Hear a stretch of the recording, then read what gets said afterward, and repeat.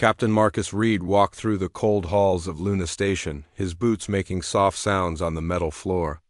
The massive communication array stretched out before him like a giant spider web of metal and wires. For 37 years, this place had been humanity's ear to the galaxy.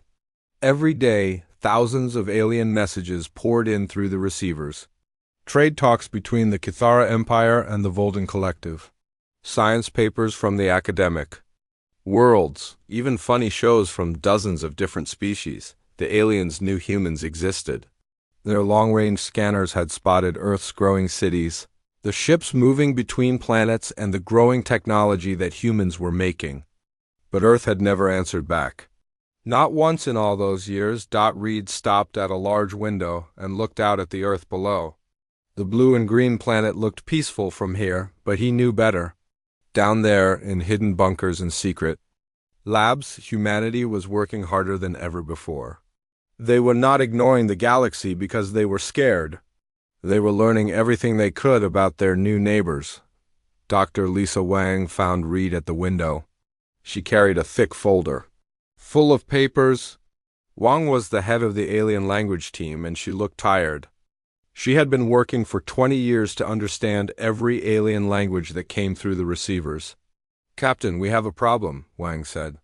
She opened her folder and showed him pictures of alien meetings.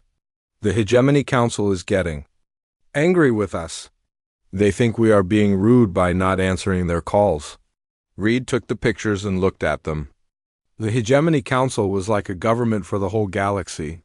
5 big alien species ran it, and hundreds of smaller ones had to follow their rules. The pictures showed angry alien faces from many different worlds. "What are they saying about us?" Reed asked. Wang pulled out more papers. "Some think we are too proud to talk to them. Others think we are too scared.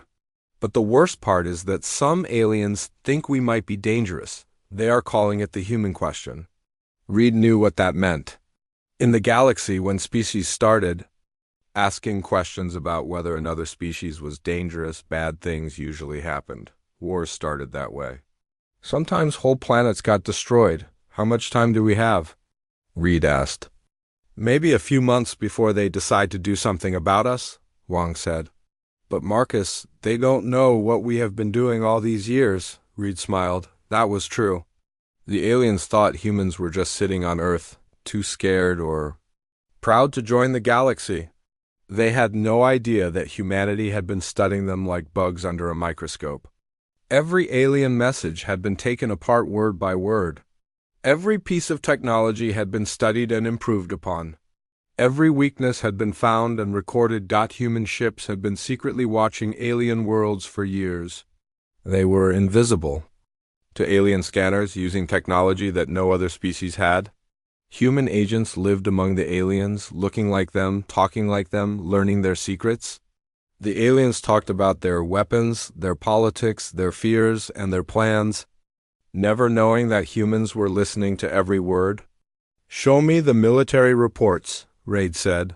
Wang pulled out a red folder. Inside were pictures of alien warships and weapons.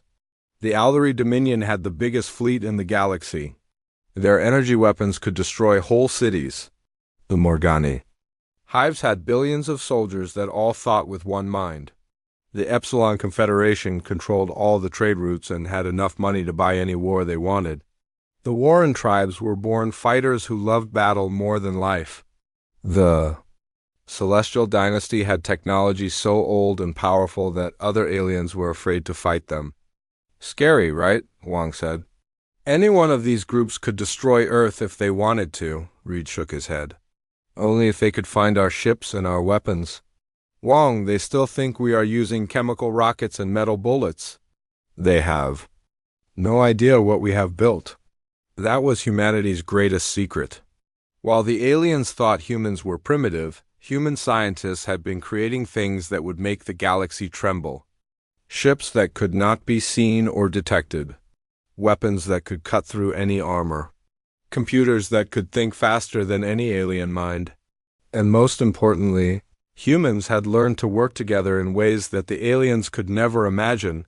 The aliens were always fighting among themselves. The big species pushed around the small ones. The small ones plotted against the big ones. Every alien government had enemies inside and outside their borders. But humans had spent 37 years becoming one people with one goal, to take their place in the galaxy as equals, not as servants. Captain, Wang said, I think it is almost time. Reed nodded. Down on Earth, the president and the military leaders were having their final meetings.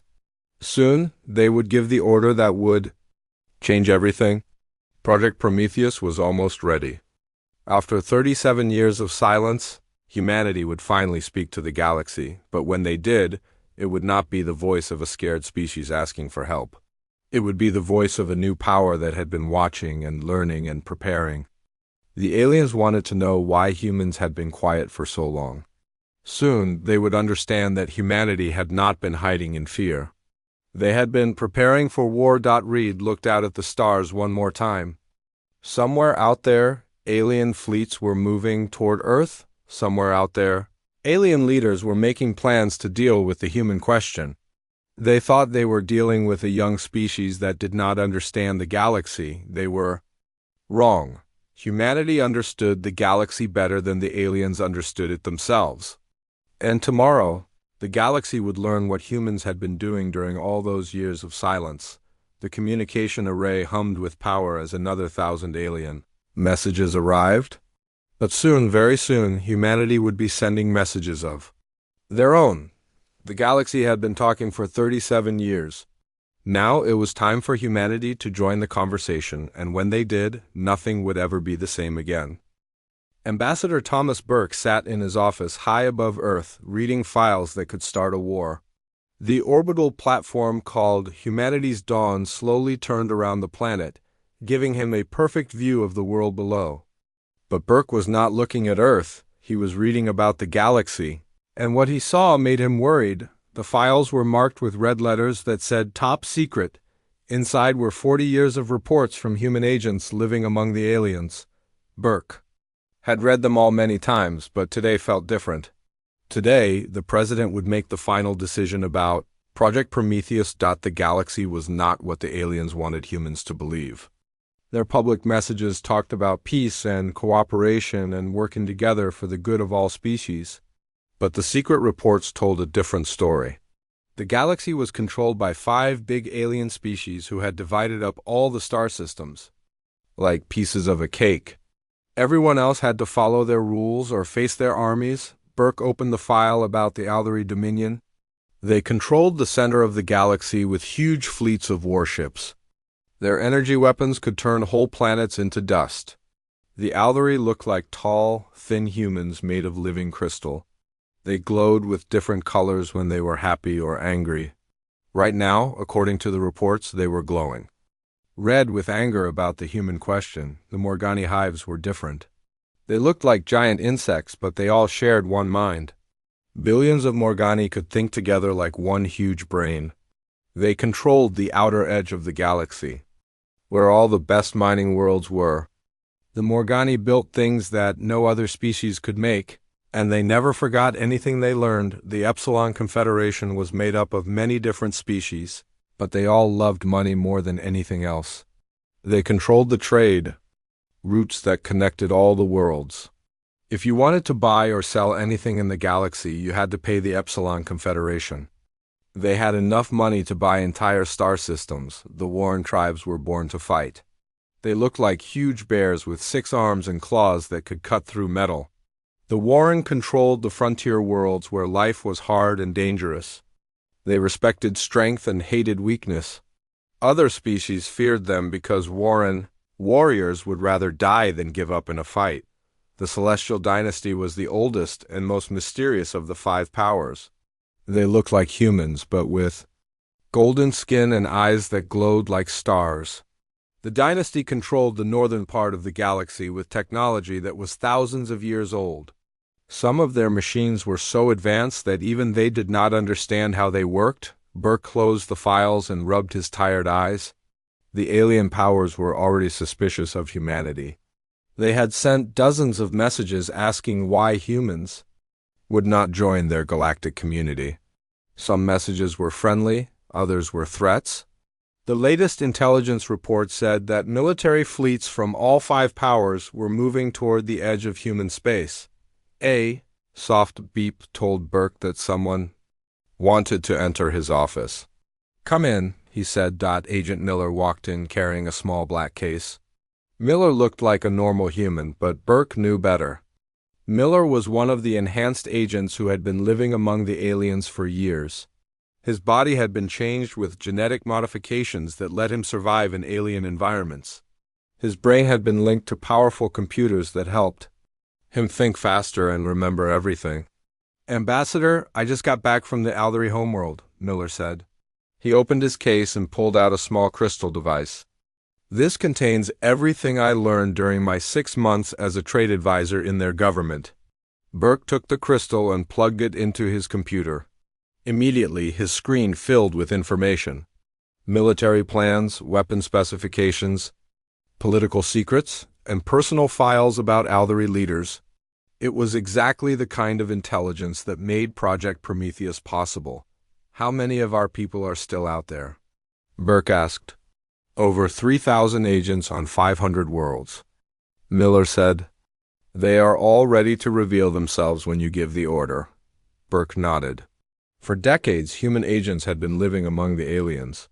They had learned alien languages, studied alien cultures, and gained positions in alien governments. The aliens had no idea that their most trusted advisors, their best scientists, and even some of their military officers were actually human. The plan was brilliant and dangerous. When humanity finally revealed itself to the galaxy, it would not be as a weak new species asking for help. It would be as a power that already knew all the alien secrets and had agents in every important place. Burke's secure communicator suddenly came alive with a message from Earth. The president's face appeared on the screen, looking tired but determined. "Thomas, the decision has been made," the president said. "Project Prometheus is approved. Begin Phase 1 immediately." Burke felt his heart beat faster. "Understood, Mr. President." "How long do we have?" "Intelligence says the alien fleets will reach our space in 72 hours. We need to make our move before they arrive." "What about the other phases?" "Phase 2 will begin as soon as our fleets are in position.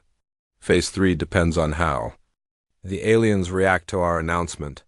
Thomas, make sure our people understand that this is the most important moment in human history." The screen went dark and Burke sat alone in his office. Outside the window, Earth looked peaceful and quiet, but he knew that down on the planet military bases were coming alive with activity.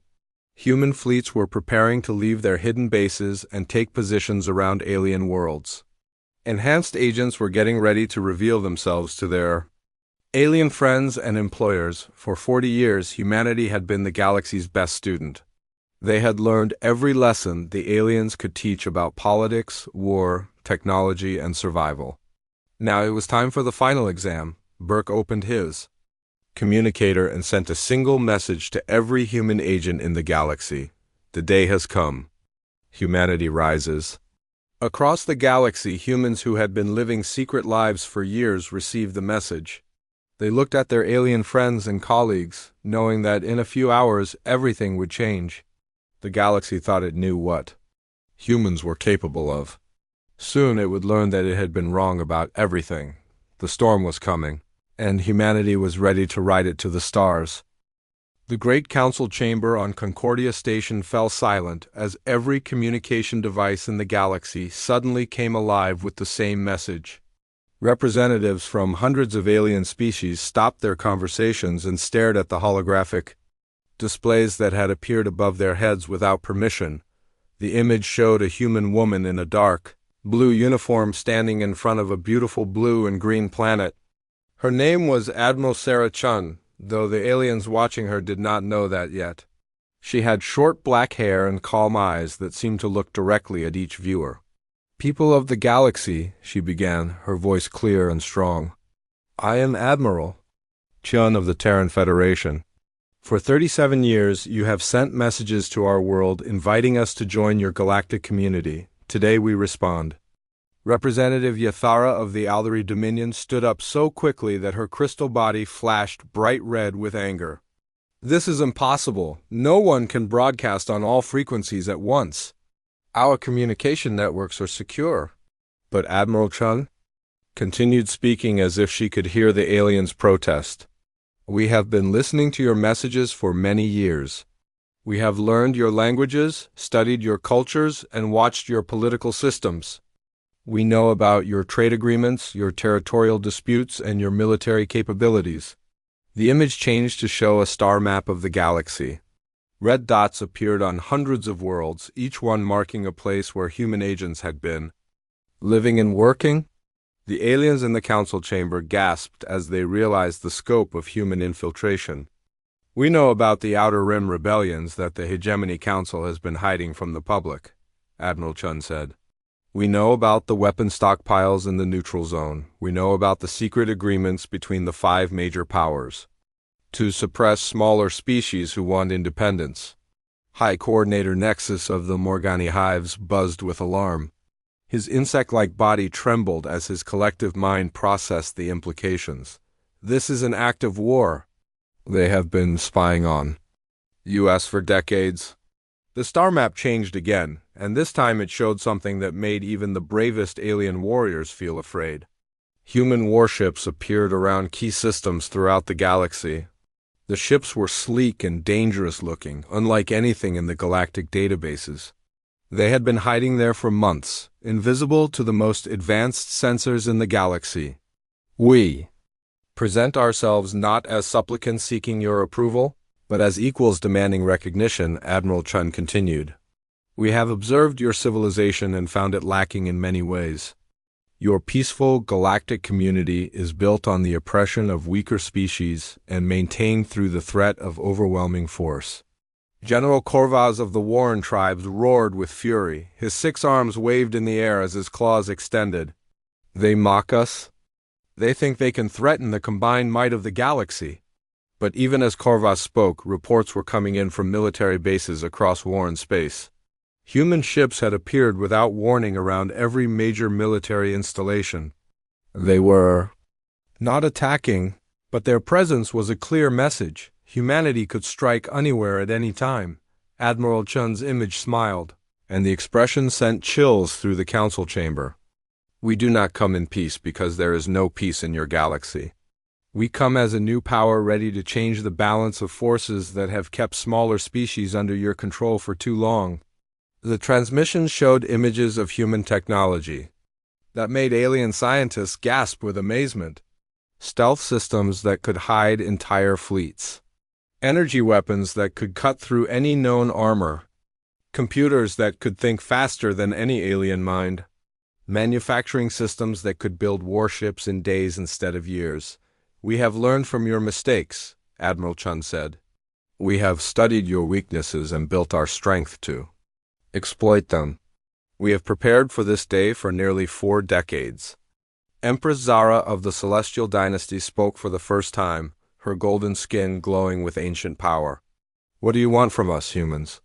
We want a seat at your table, Admiral Chun replied. We want recognition as the 6th major power in the galaxy. We want the small species to have a voice in their own destiny. And we want an end to the system that keeps hundreds of civilizations as servants to the 5 so-called great powers. The council chamber erupted in angry shouts and threatening gestures. But underneath the anger there was something else. Fear. The aliens were beginning to understand that humanity was not bluffing. The human fleets around their worlds were real. The agents in their governments were real. The technology they had just seen was real. You have 48 hours to consider our proposal, Admiral Chun said. We will be sending a diplomatic mission to Concordia Station. We trust you will treat our representatives with the respect due to equals. The transmission ended as suddenly as it had begun, leaving the council chamber in chaos. Alien representatives shouted at each other in dozens of languages. Military officers spoke urgently into their communicators. Intelligence chiefs demanded answers about how humans had infiltrated their network so completely, but the most shocking revelation was yet to come. As the aliens argued among themselves, reports began arriving from across the galaxy. Human agents were revealing themselves to their alien colleagues. Scientists who had worked for years in alien research labs announced that they were human. Military advisors who had helped plan alien defenses admitted their true identity. Trade negotiators who had sealed billion credit deals revealed that they had been working for humanity all along. The scope of the infiltration was breathtaking. Humans had been living among the aliens for decades, learning their secrets, gaining their trust, and preparing for this moment. Some aliens felt betrayed by friends they had known for years. Others felt foolish for not recognizing the deception. But all of them felt afraid. Dr. Wei, who had been working as a research scientist on the Aldery homeworld for 15 years, calmly walked into his supervisor's office and placed a small device on the desk. "I am sorry, but I must resign from my position," he said. "I am actually a human agent, and my people have need of me now." His Aldery supervisor stared at him in shock. "But Wei, you have been my friend for years. You helped me with my research. You came to my daughter's bonding ceremony." "I did consider you a friend," Wei said sadly. "But I had a job to do. I hope someday you will understand that we did what we had to do to survive in your galaxy." Similar scenes played out on hundreds of worlds as human agents revealed themselves. Some aliens reacted with anger, others with sadness, and a few with respect for the incredible deception that humanity had pulled off. The galaxy had spent decades wondering why humanity remained silent. Now they knew the truth. Humanity had not been hiding in fear or pride. They had been preparing for the day when they would take their place as equals among the stars, and that day had finally come. The emergency meeting of the Hegemony Council began within hours of humanity's shocking broadcast. The 5 major powers found themselves facing a situation they had never encountered before.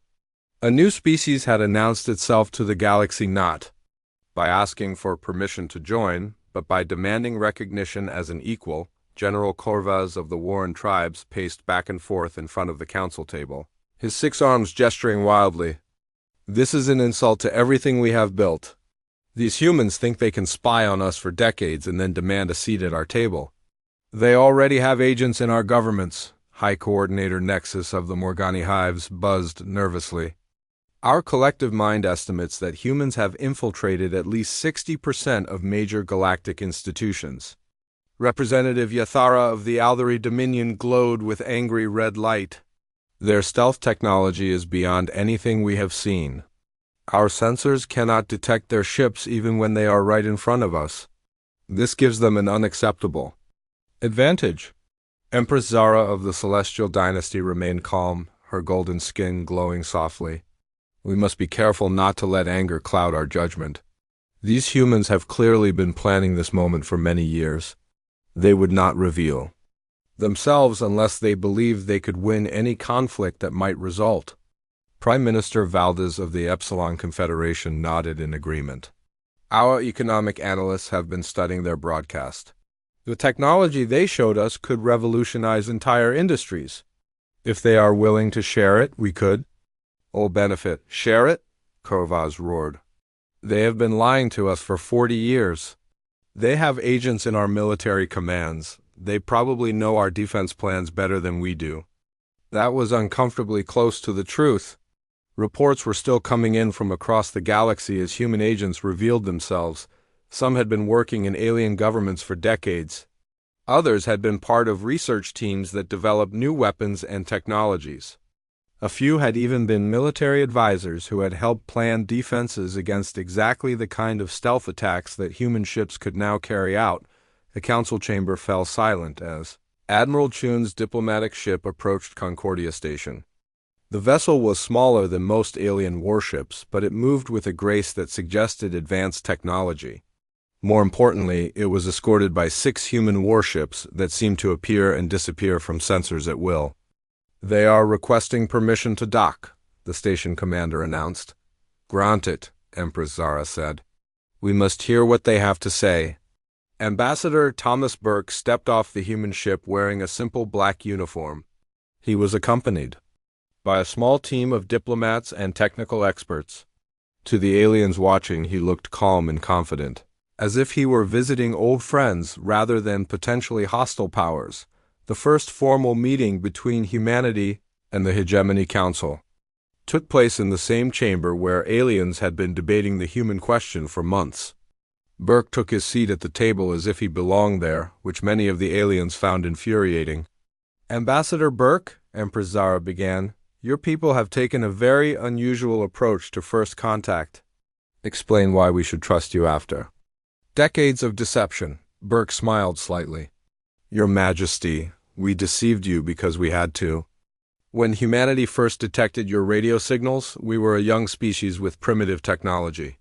If we had announced ourselves immediately, we would have become another client state under the control of the major powers. Instead, we chose.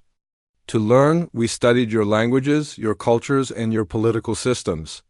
We discovered that your galactic community was not the peaceful federation your propaganda suggested. We learned that the 5 major powers had divided the galaxy among themselves and kept hundreds of smaller species as servants. That is not true." Yathara protested, her crystal body flashing with indignation. "Is it not?" Burke asked. He activated a holographic display that showed a map of the galaxy. "Here are the Outer Rim rebellions that you have been suppressing for 20 years.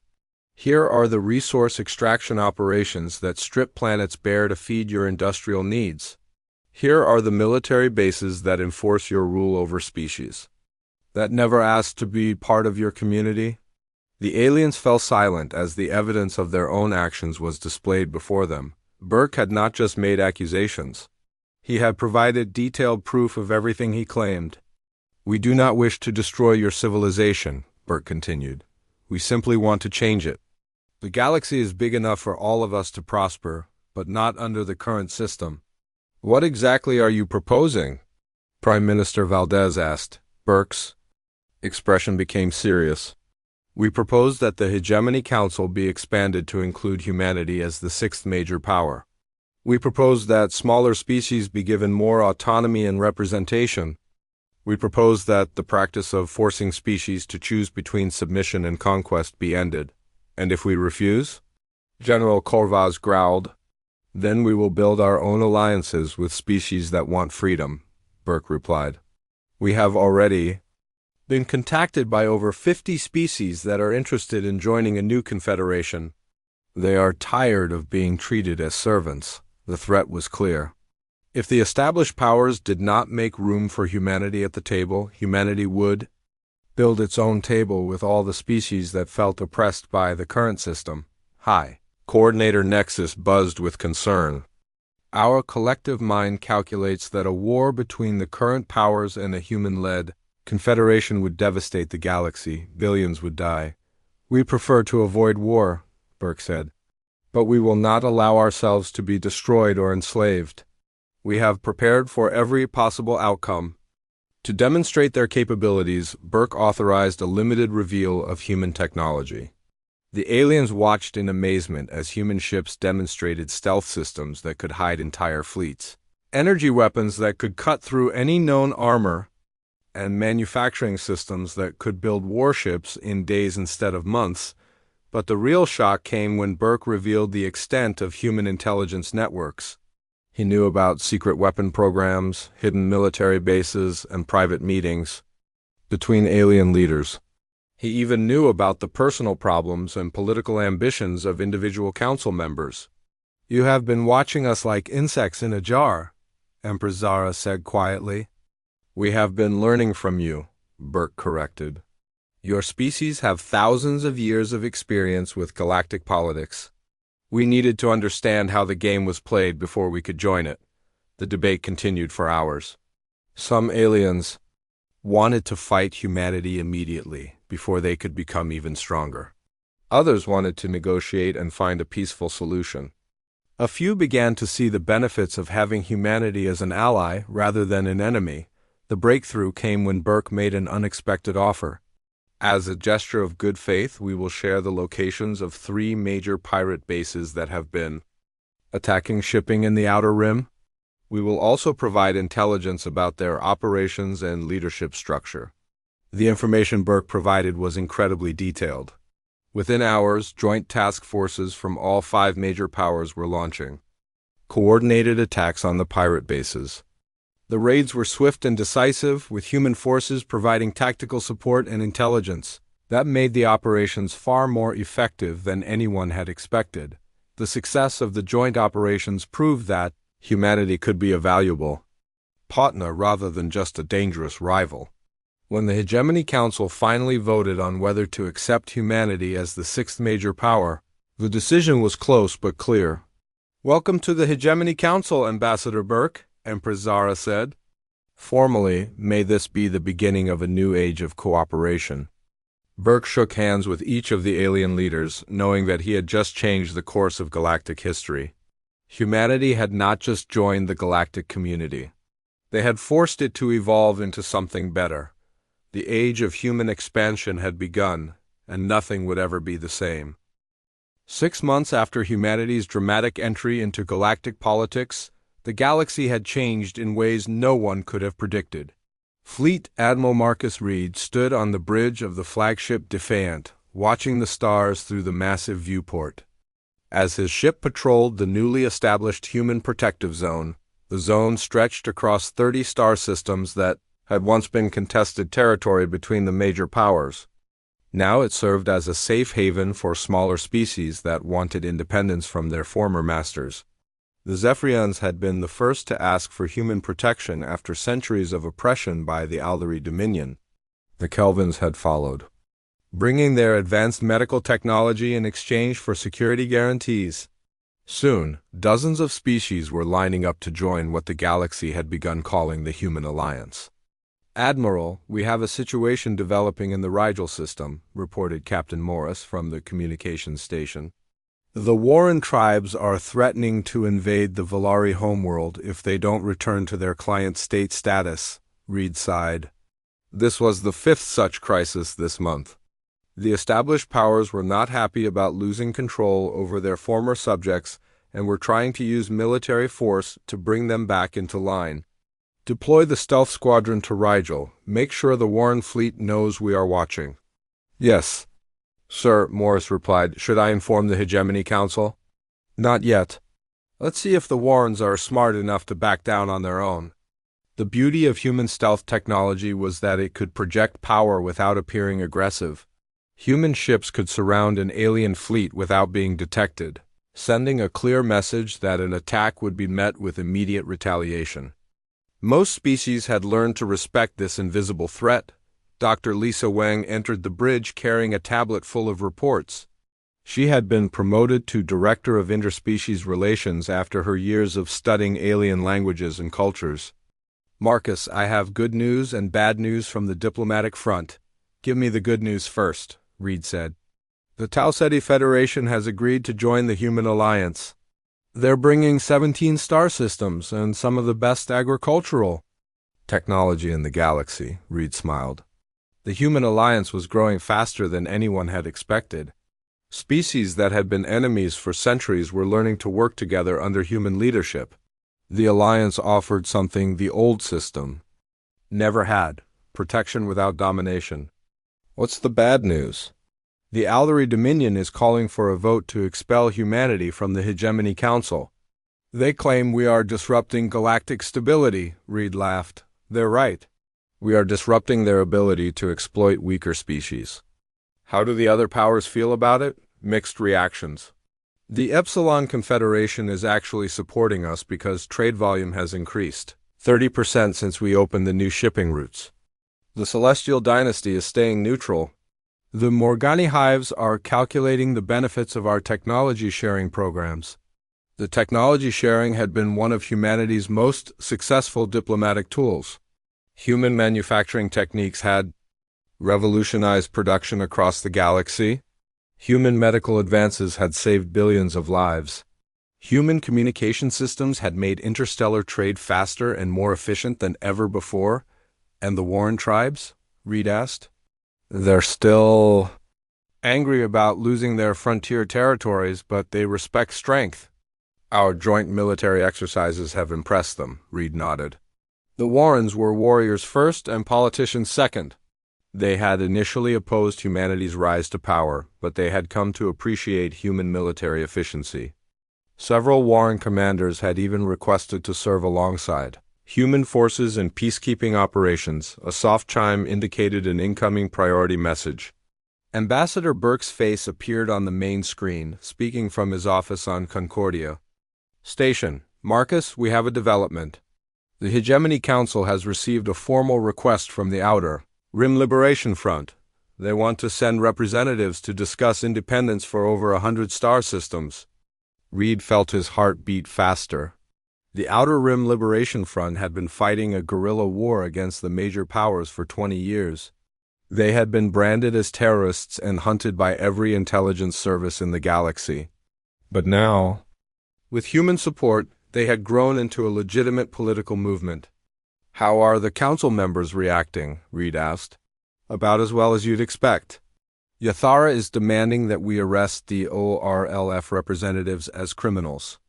Kovras wants to launch a military campaign to crush the rebellion once and for all.